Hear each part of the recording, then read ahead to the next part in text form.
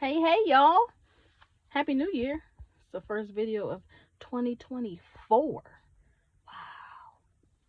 It's already been pretty interesting. Um, so I was thinking about the concept of the inner child, right? So it said that there is a little you that lives within you somewhere. And if he or she or they are damaged in some way or hurt in some way, it kind of remains with you, right?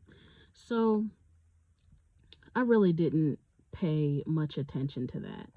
Um, but I've been following this tarot reader, and some of the things have been resonating with me. So I was like, let me try, let me see, right? So she has an app, and she has subliminal like things um, that are on the app. So there's one for healing your inner child. So a subliminal, if you don't know, is like sound like ocean, rain, something like that, like a steady sound.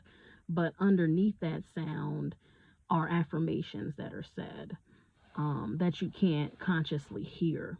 And it's a way of reprogramming your subconscious thoughts um, so that you can unblock and kind of unlock all of the things that are kind of holding you back um, in life. Because if you sit there and you say stuff in the mirror like, I am prosperity, I am this, I am that, your ego is like, child, I don't believe that, right? So it kind of still blocks it. But if you listen to subliminals or make your own, there's an app called Parrot that you can make your own subliminals if you want it, or you can make your own affirmations that you can kind of listen to at night.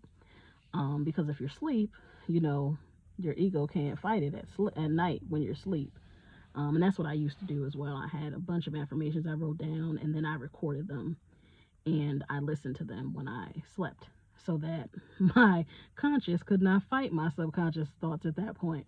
But anyway, I was listening to her subliminal, but I wasn't asleep. I was awake, and it was for inner child healing. And I sat there, and I was like asking myself, like, "Hey, little Dana, are you in there?"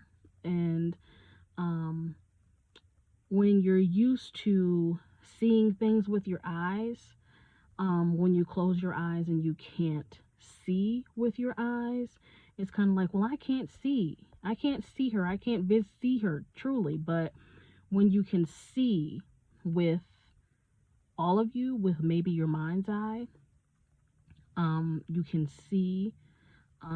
Sometimes you can see things, but a lot of times you can feel.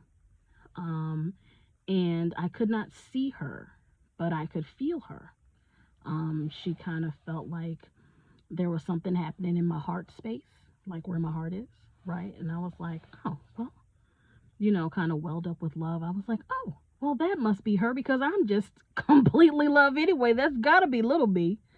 So I started talking to her, and um, having a conversation and asking questions. But the first question I asked before after I turned on the subliminal and let it start playing was, um, I had, I had this ongoing unworthiness feeling, right? That's followed me forever, I feel like. So I asked that, when was the first time you felt unworthy? Right? That's what I asked. It's a question. Closed my eyes, did a little breathing. You can do 4-4-4. So that means you breathe in through your nose for a count of 4, hold your breath for a count of 4, and then let the breath out for a count of 4. Do that a few times to kind of calm you, right? You can also do 7 because sometimes I do 7. You can do any daggone number you want, but a regular one that people talk about is the 4-4-4 breath. So I did that a few times after I asked that question. Continued to ask the question, and then that's when the hard thing happened, and I was like, oh, And before the heart thing happened, um, I was actually able to kind of see situations in my mind's eye, not with my eyes, but like, remember, and actually it felt like kind of like, oh, well, yeah, I can, was like a piece of a memory, and I was like, oh, I remember what that is. Um, and at that point, that's when I was like, are you in there? And that's when she showed up. That's when I felt the heart thing.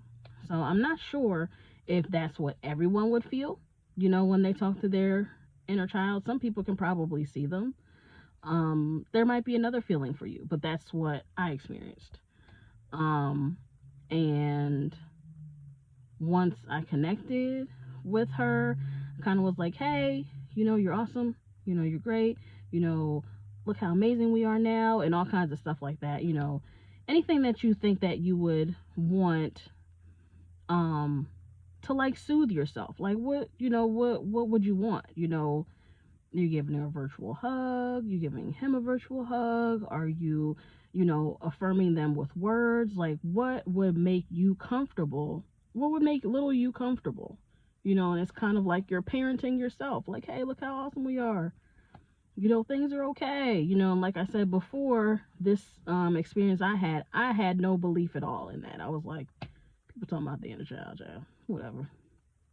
But it's like a real thing. And like it's a real thing to me now because I've experienced it. And I'm not saying that just experiencing it one time was enough, because I don't know how deep the healing needs to be, so I'm sure that I'll try it a few more times. Of course there, feelings come up and tears come, and things like that.